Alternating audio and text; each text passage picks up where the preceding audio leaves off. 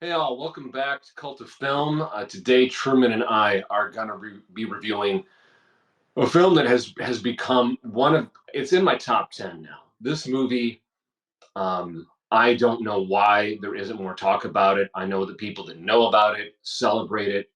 It's one of the most beautifully executed films in recent years, as far as I'm concerned. Today, we're talking about the Senegalese French film Saloum, which came out in 2021. It's billed as a crime horror thriller, and it is directed beautifully by a Congolese filmmaker, Jean-Luc Herbulot. Sorry, my French is not good. And the cinematography, hang on, is by Gregory Corandi. This is one of the most beautifully shot films I've ever seen. And yeah, we're going to get into it. Before we do, uh, I want to thank everyone. We on the channel, we are up in views 500% in the last 30 days, and we're super thankful for that. People are watching. This is great. The only thing is, according to analytics, about 92% of you are not subscribed. So we just humbly ask if you wouldn't mind, if you're enjoying the show, please hit that subscribe button. Please hit like, please comment, please share. It would really help us out with the algorithm and allow us to grow things. I've got guests that we want to have on and do a lot of cool stuff. And if you're able to help us grow, we can do those things. So just wanted to get that out of the way. Thank you all for watching. But yeah, let's get into it. Truman, what did you think of Saloum? I had a good time with Saloon. I think I probably did not like it quite as much as you do, Okay. but I'm hoping we can argue a little bit about Sure. that. Oh, I In a will. little bit. But I had fun with it, and I'm certain that I loved the things that you love about it as well. You know, it's a very very stylish movie. There's a lot of very clear influence from a lot of directors and genres. And I think it does a really good job of blending that together. And it really understands how to create just like a cool looking and acting character. You know what I mean? Like there's three kind of main characters, the main mercenaries, the hyenas, and they all have such distinct looks and personalities. They're cast so well, and um, in particular Shaka, the main guy, everything about his costume, you know, the red gloves that he has and the Oh yeah. headphones, all those things. It's the combination of a little many small things that accumulate to form like a an interesting cool character, and the film really takes its time and really places visual emphasis on those things as well. You know, we get close-ups of his of the red gloves he's wearing at the beginning, and Mhm. Rafa, I think, is the other guy with the designer shoes, and you know we get a little bit of time spent with that. His like crazy kind of colored hair and the glasses that he I think I wears. think I think the guy with the mohawk and the beard, I think that's Minwi. Hmm. And Rafa is the Okay. shaman, the shaman. Okay. Right. Yeah. And Yeah. yeah, we could kind of break down. It's basically the Bengi hyenas. They're a trio of African mercenaries, and that's, as you mentioned, Shaka, Rafa, and Minwi. They're hired to extract Felix, who's this Mexican drug lord, he's also a character from Bissau, Guinea, Bissau, amid the 2003 coup d'état, and they take him to Dakar, Senegal, in exchange for a briefcase full of gold. En route, a leak in their airplane, which is later identified as sabotage, forces them to land in a remote part of the Senegalese region of Sine Saloum. And that sets everything kind of up. Yeah. Yeah. It's a classic. It's a very much a classic kind of cinematic setup. You know, it's the type of thing that you would see in the '60s. You know, you think about Yojimbo or Fistful of Dollars. You know, these kind of rogue mercenaries who wind up, you know, out of their element in some new kind of mysterious village. Mm-hmm. And they have to then, you know, go and right wrongs and kill a lot of people. Right. Um, and again, you know, that influence from many older films from the 60s and the 70s in terms of the narrative, and again later on, I guess kind of the horror influence on the film. That's all very, very apparent, and obviously, the Tarantino influence. All of these things, they're kind of on full display, and I think that's absolutely the strongest part of the movie. I'm sure that's the part that you like the most about it, and that's the part that I like the most about it too. And it's really especially the beginning. There's a really fantastic opening sequence where Yes. the music is going.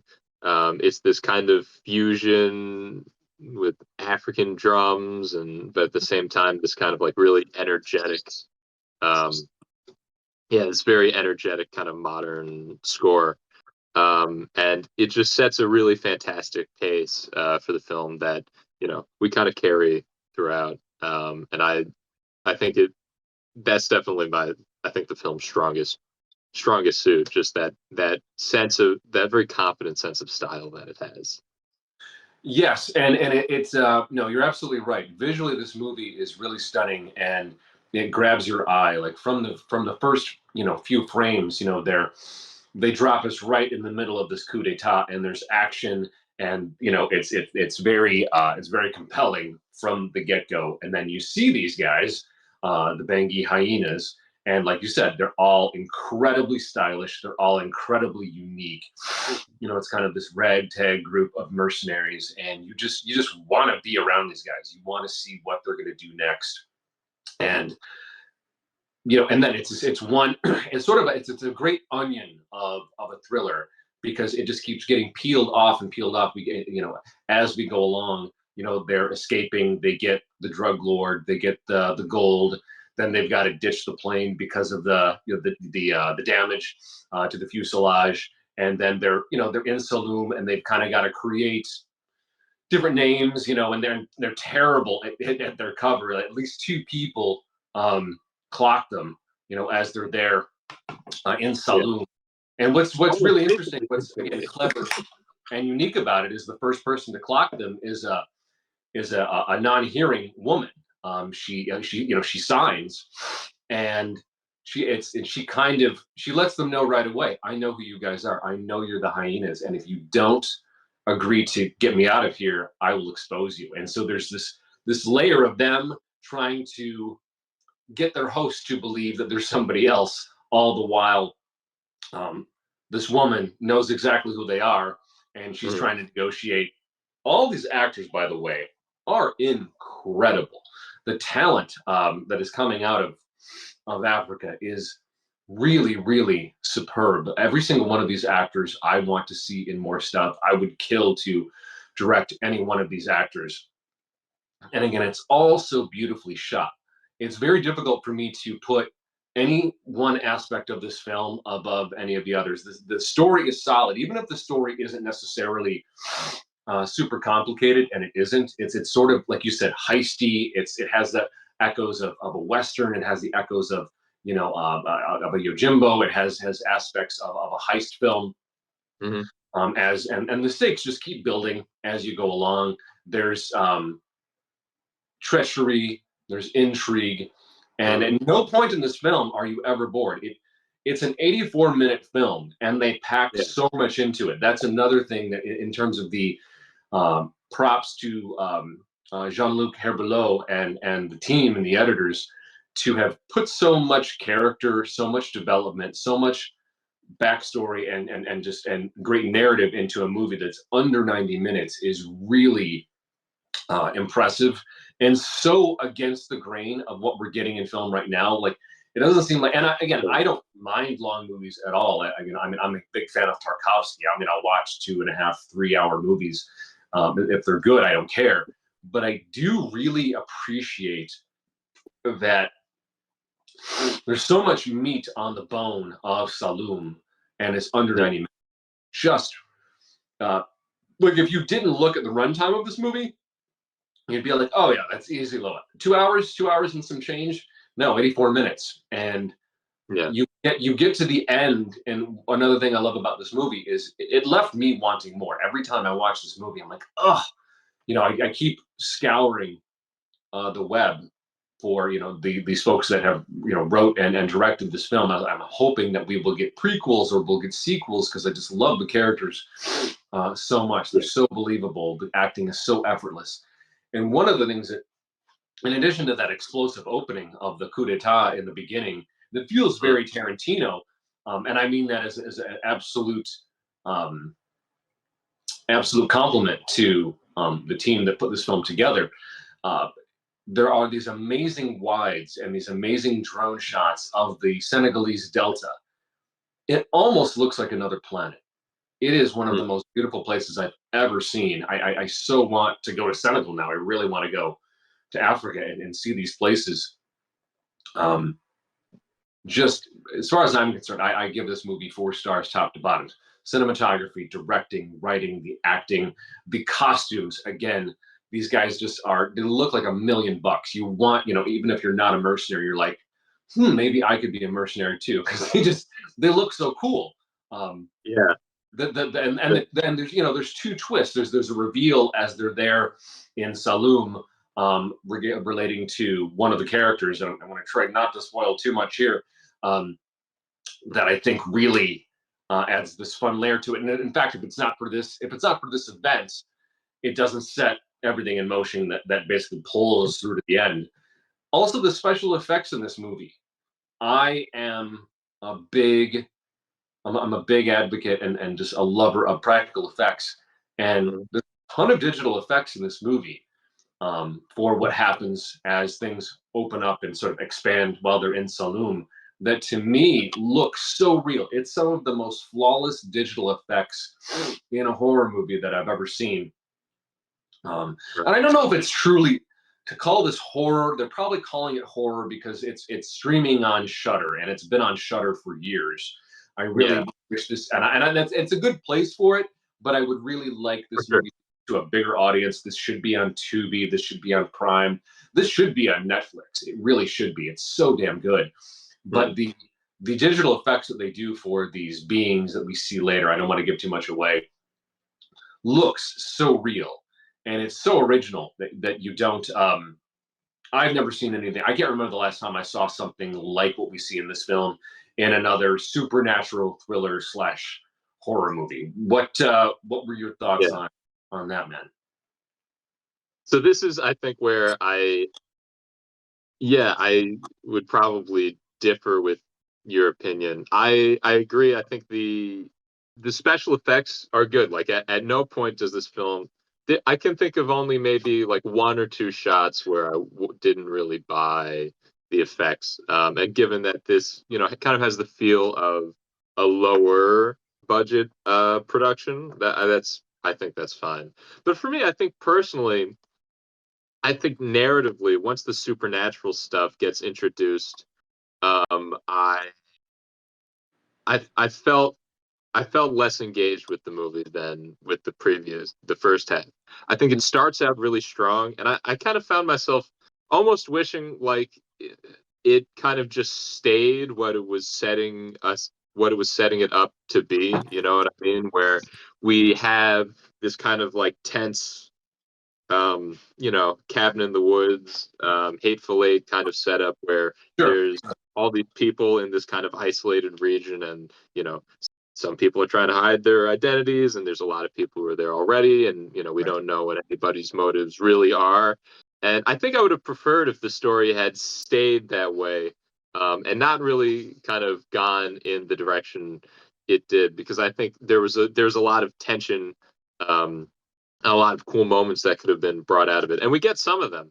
But I think going towards the kind of like supernatural action, and this is more personal than anything, but the supernatural action for me, I felt was kind of weaker than the kind of tight, tense, like character dynamics. Basically, if you could split the movie into 2 acts, and I could see. I think that's a fair criticism. If you look at that setup in Act 1 with again the tension and everything that's established, I think that's a fair criticism. Act 2 didn't take anything away from it for me. I think because even the first time I saw this film, you have a bit of narration in the beginning, and then you have it at the very end. And it the way that first narration was executed in the beginning, I'm like, oh, this is going to be some type of a morality tale. And so immediately, like, I don't care how we do that. Like, I love a morality tale, and whether that morality tale is, as you sort of mentioned, yeah, they could have gone totally hateful eight on it and stuck to the revealed backstory of some of the characters with the folks there in Saloum, and totally just done that, and have it be, that sort of subterfuge story, people seeking justice, totally would have worked. But I do like the supernatural aspect of it, because the supernatural aspect of it for me is still grounded in the morality play of it, in the moral ethos of the film, I guess you could say, or would that be pathos? Because and I think that that's what's so effective is you fall so in love with these characters. You fall in love with the hyenas, and it's driving me nuts that I can't remember the lady's name because she's so good. What is her name? God damn it. Awa, the character. Awa, yes, Awa. She is amazing, man. Somebody, people should be calling her from Hollywood, but no, Awa. I love her as much as I love the fellas, and by the time you get to the end of this film, you just want so much more with all of them. And yeah, whether you stuck to the sort of crime element of it or you stuck to the supernatural element of it, I don't care, because I'm so in the tank. I'm so committed to these characters and their respective stories that, to me, it doesn't. I see no misintegration between Act One and Act Two, and I guess that part of it is because it's on Shutter. It's billed as a horror.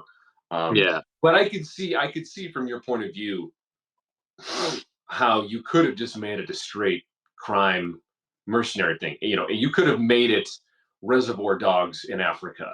Even the main poster, which we'll have on the cover for the episode, and it says "Once Upon a Time in Africa," which echoes "Once Upon a Time in the West," the great classic Western. And that's the thing too, is there's so many, the brilliance of the layering of genre in this movie, down to Shaka's pistol, the Remington pistol that he has, the way they're dressed, it being sort of the Wild West of Africa, of them being mercenaries, kind of like being outlaws. So you've got the Western motif, you've got the supernatural horror motif, you've got the crime motif, and you have sort of like this beautiful cinematography, whether it's just, it'd be a medium shot on two of the characters in a motorboat going through the Delta, or one of the massive wides of the Delta itself. Just what was it? There's a couple shots of those guys on ATVs, or just the plane taking off in the beginning. Again, I'm not ruining everything. There's this getaway in the beginning that sets everything up. So yeah, I narratively don't have a problem with this film, but the way things do roll out, I think to myself, man, I hope that someone has the ambition and the money to give us more films with these characters, because they're really compelling. It doesn't, every aspect, you'll have characters that are really strong or look really cool, and sometimes you won't have the story that's there, or you'll have a great look and a great story, but then it's not well executed by the director. And I just feel like this film really fires on all eight cylinders, and it really deserves a bigger audience. Considering, like you said, like, to me, it does not feel like it doesn't feel low budget. You can tell it's not. Yeah. It's not a Netflix film. It's not an American studio film by any stretch of the imagination. But it's really smooth and really well put together. Yeah, 100%. And I think, that one of the key takeaways for me as well is, even though I don't like the movie quite as much as you, I definitely do want to see more from Jean-Luc Herbulot. Mm. and the main cast, Oh, and particularly the costume design as well. I think that the yeah. production design and the costume design are such a huge part of what makes these characters so interesting. And Mhm. in terms of the context of the film, it's relatively small things, but it's all these small things in conjunction with one another, and in Right. addition to the performances, how well cast the main actors are, all of those things are, I think what make the characters so compelling. And I think that sort of again, the confidence to just kind of um, lean into the film's influences is something that I would absolutely want to see more of. And so I agree. I hope that Herbelo and the rest of the team that was involved with this continue to make good work, and I think they will. I mean, I've heard a fair amount of buzz surrounding the film when it came out, and so I hope that has translated to a good amount of Yeah, success. me too. Again, it's been 3 years since the movie dropped, and then I know that it seems like it's it's helped on Shutter to reach an audience, and that's another thing too. Like, I want to give a shout out to some of these smaller streamers. Shutter, unless you're a horror fan, Shutter is really slept on, and it shouldn't be, because it's not just horror, and I not to disparage the genre of horror, because horror is part Never. of what I love about it. Is it's one of the it's if not the most versatile genre out there, because something like Saloum can be horror, something like Get Out can be horror, something like The Exorcist can be horror, and then there's a couple French films that we have or will be reviewing, depending on when this drops. We did. I'm blanking on it. Did not. Anyways, there's just so much out there that is so original, and so I really want these films to get more eyes on them. Nothing wrong with franchises, nothing wrong with building on existing IP, but a movie like Saloum, for me, really cleanses the palate of a lot of the fare that generally has the marketing budget and gets more eyes on it. So again, I agree with you. I hope that all these folks get more work. I'm going to look up more interviews with Jean-Luc Herbulot, because I would love to know who his influences are. Because as we mentioned, that opening is very Tarantino. There's incredibly, really punchy, juicy dialogue that's also very Tarantino feeling, and then the look of the characters. We keep coming back to costumes, and I certainly hope that the costumers on this film got some type of awards or recognition, because I want to dress like these guys. Like, I want those. I want Shaka's red gloves. I was considering maybe I'll do a mohawk like Minwi. These guys just look like $1,000,000, and Mm. again, hats off. I'm trying to think of speaking of this film. I know that the main guy who plays Shaka, the main actor, Jan Gael, he is in a show that I believe you can find on, if you look it up, it says it's on Prime Video, but it's through a streamer called Topic. And I'm trying to sorry, I meant to pull it up here. He's in a series. It's like Sadko and someone. Here we go. Sako and Mangane. It is it's a cop show. It's a detective drama. Sako and Mangane. Sakho and Mangane, and it's an African detective series that has supernatural elements. And I feel like the only chance I'm going to get more of what I love about Saloum is streaming this show. But it looks super stylish and ultra cool. So that's I would recommend that. In my defense of Saloum, and not that my tastes always line up with Rotten Tomatoes, with regard to Saloum, it does have a 96% on Rotten Tomatoes, so I win. um, but no, it's. I had to do some research. They talk about the Bwiti spiritual practices of of the region and the people there. Like there's mentions of, it's interesting, like they talk about like the native spiritual practice of the people of the region.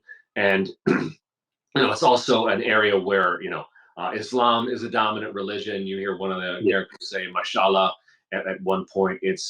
There's so many cultural layers of this film as well that it's rare that a film uh, has me so interested beyond it that I start to, it's like, I've been researching the region. It's like, okay, Senegal, I need to learn more about this. I need to learn about the people and the spiritual practice and the politics and the culture. And so, yeah, this is a film, like I said, I've watched it 7 times, and I'm still not sick of it. I've put it in my top 10 of all time. And I'm a real dick about what I like, as you know. We watch stuff all the time.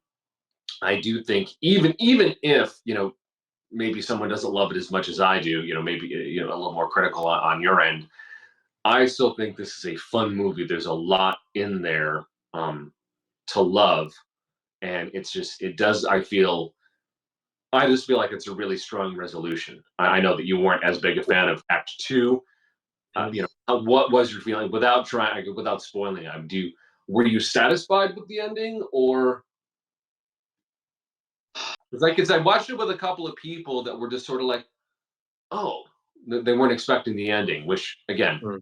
it doesn't follow that typical American formula, so I could see how it throws people. But I thought that it was a nice bookend to what they set up in the beginning. But Yeah, I liked it from like a technical in a technical sense. I agree. I like how it has, yeah, it bookends it with starting on the river and ending on the river, and it's ultimately about like Shaka's arc and kind of the way that he interacts with the compound and these people in Saloum. I think I was also kind of surprised by the ending, just in the sense that it felt a little bit abrupt. I was kind of expecting, especially that it began to go in a more action direction. I felt a little surprised that there wasn't some sort of like big showdown. big resolution, Um, sure. yeah, some kind of resolution that way, where it's like, um, the again, without spoiling it, like certain things happen and then they kind of like exit the cloud and then they're out and then just in the regular world on the river. And I kind of had this moment of like, oh, okay, like they're done. You know what? Oh, Yeah, that didn't necessarily throw me just because of one, my familiarity with French film, and as much of this is a Senegalese film, it definitely yeah. is. Obviously, Oh, there's the right. French influence there, and obviously the French do not have any obligation towards what we would consider traditional Western or traditional Hollywood execution of narrative No, and resolution. So one there's that, but to me, again, because I'm a massive John Carpenter fan, and anybody who's familiar with his films, basically from the beginning through to, I guess, from Assault on Precinct 13 in 75 to about what In the Mouth of Madness, which was like 94, 95. So the signature Carpenter resolution was sort of the non-ending. He would yeah, resolve it, and then he just give you like a few more frames of, but what if, and and so he leaves you sort of wanting more, and that feeling of whether it's Big Trouble in Little China, Escape from New mm, York, or it's In the Mouth of Madness. His films have this feel of he's dropping you into the day in the life of these extraordinary characters in extraordinary circumstances. When he sort of drops you in, and then he plucks you out. You always feel like with a Carpenter film, like there could have been more. And I yeah, love that Carpenter. And that's kind of what I felt from Saloum, where it's sort of this, it's an almost a non-resolution, not unsatisfying. Again, I didn't feel yeah, cheated in any way in how they ended it, because there's plot threads there that it's like, okay, here's what's left over, here's what they could pull into another film, and certainly they've got plenty for prequels. But yeah, I could see how that threw a couple people that I watched it with, but mostly everybody was like, "Whoa!" It was sort of an experience. It's sort of like they drop you in, and there's the coup, and there's the explosions, and all that sort of stuff, and then there's sort of like, and then they, like you said, they come out of this cloud, they come out of this chaos, and then and they're sailing off on the delta. So And yeah. that's a fair. That's an interesting comparison, actually, because in my mind, I hadn't really drawn that connection to the Carpenter films, but that it makes sense. It also makes sense that I don't like the ending of a lot of those movies too. I like the ending of In the Mouth of Madness, but yeah, like I think Big Trouble in Little China and yeah, Escape from New York. The endings always kind of bugged me a little bit in how abrupt they felt, but I never really put my finger on that. Big So, Trouble in Little, yeah, I mean, Big Trouble in Little China, which I'm hoping to review with a friend at some point. That is without a doubt, I think, Carpenter's best film. And you do get that it's sort of a resolute. It's a little frustrating at the end with the Kurt Russell character, and I won't say more than that. And then at the very very tail end, the shot of him in the truck. But it's such a it's I think it is his strongest film that he's ever done. And when you learn of the history, that movie dropped in '86, and I think that if it hadn't, it dropped at the exact same time as something. This was sort of like John Carpenter's curse was when he dropped The Thing, which has, we all know is a classic, is all revered as an absolute masterpiece of the genre. The reason that movie was considered a flop and it was critically savage was because it came out the exact same time, I think, as E.T. And we all know that, E.T. and Spielberg, I mean, hard to compete with that. But I think the same thing happened with Big Trouble in Little China. There was another series of films that were very action adventure that came out at the time, and because it and I think the marketing budget for that film was cut very early, and so I remember watching Big Trouble in Little China over and over and over on cable as a kid, and then as I got more and more into film, I never understood why this movie was not held as an absolute, like, beyond cult. I mean, it's more than cult status. It is an absolute cult film, but it's recognized as a bit more than that, but not by much, and that's frustrating. And certainly with the Escape from New York, Escape from LA films, I don't know. It doesn't. They don't bother me. Big Trouble Big Trouble in Little China. I always wanted to see so much. Like, how do you build that incredible cast of characters and not do more with it? And obviously that it's not that Carpenter didn't want to. He didn't have a choice. He did with Escape from LA and giving us more of him and Kurt Russell, which I know a lot of people hate on Escape from LA. I fucking love it.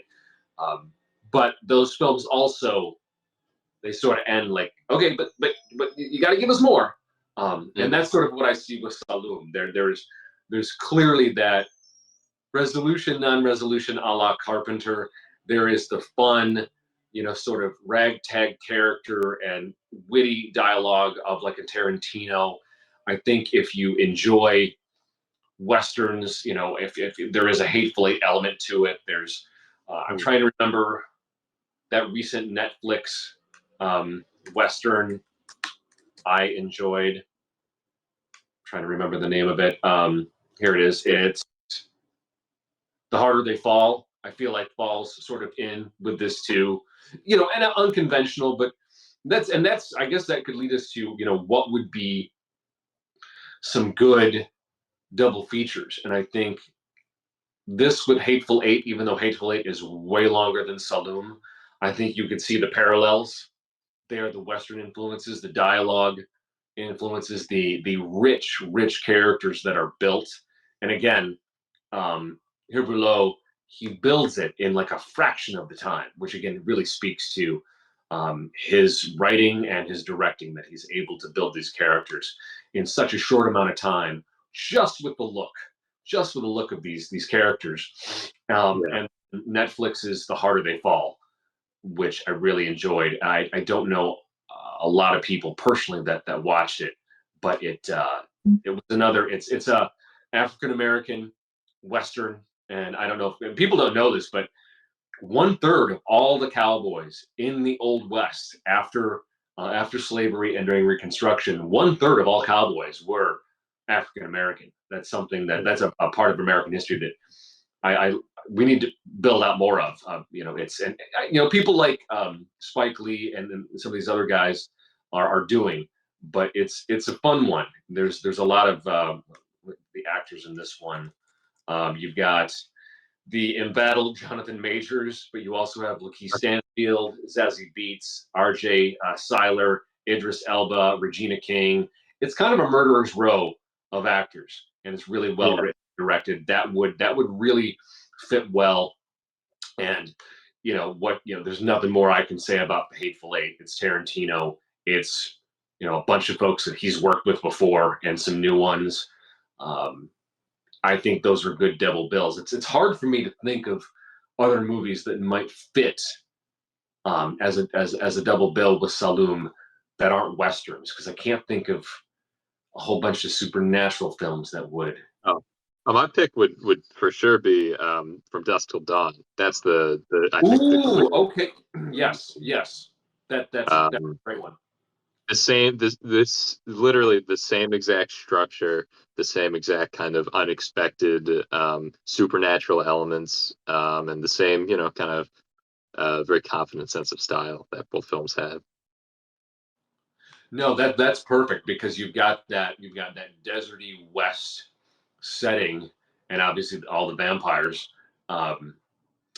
I'm looking up here. There's an actual genre hybrid of it's called Weird West, or the Weird Western, a term used for hybrid genres of fantasy western, horror western, and science fiction. Obviously, we've got literature and comics, but films. What are some great? High Plains Drifter, Pale Rider, Wild Wild West. Wild Wild West. It's a good genre. Yeah, not a ton, but there's a handful, and I think you could put Saloum and From Dusk Till Dawn. Definitely, I think that would be a great double bill. Yeah. But yeah, man, I'm glad you appreciated it as much as I did. Yeah. I'm sorry you didn't love it as much as I did. That's fine. It's no counting for taste. I always want our viewings to be absolute bangers. But yeah, I think this is it's a highly recommend for me. And I guess a worthy mention from you.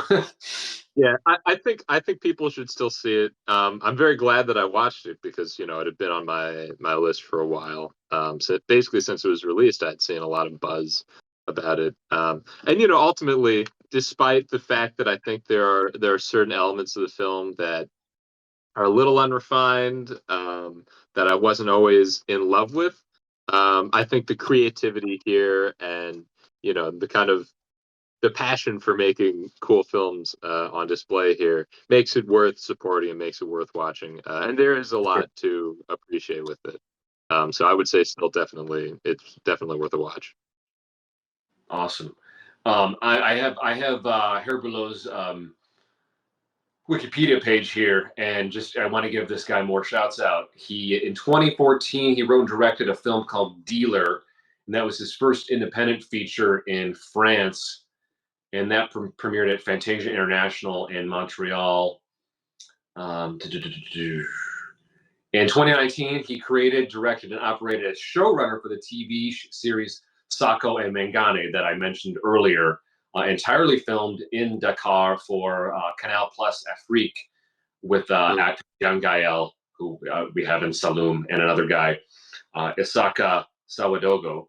His most recent project is a film called Saloum, which mixes African mythology, Western, and horror. But there isn't a whole lot else there. But I absolutely have to watch this series, Sako and Mangane. I want to see more of this young Gael. And I definitely will. I want to find this movie Dealer, which doesn't even have a Wikipedia page. Man, this guy, whoever's out there and wants to support interesting, creative, diverse talent. Man, help this guy get his other movie out there and seen. And somebody call Yan Gael and these other folks and get them and stuff. Feel like Netflix has the reach and probably the funds as well to maybe give us some more of Herbulot and Gael and all this stuff. But yeah, I'm clicking on these guys' names. They don't even have Wikipedia pages. That is a crime. So, but no, good stuff, man. Good stuff.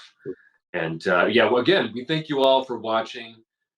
If there's, if you guys, and again, our plea, if you enjoyed this, please like, please subscribe. So many of you are watching, and we're so appreciative. We just need all of you to subscribe and like and comment. Again, if there's a movie that you think would pair well with Saloum, if there's movies you'd like us to review and watch, please let us know in the comments below. Please like, please hate watch us, whatever you need to do. But we appreciate you guys watching as always. And until next time, see you guys later.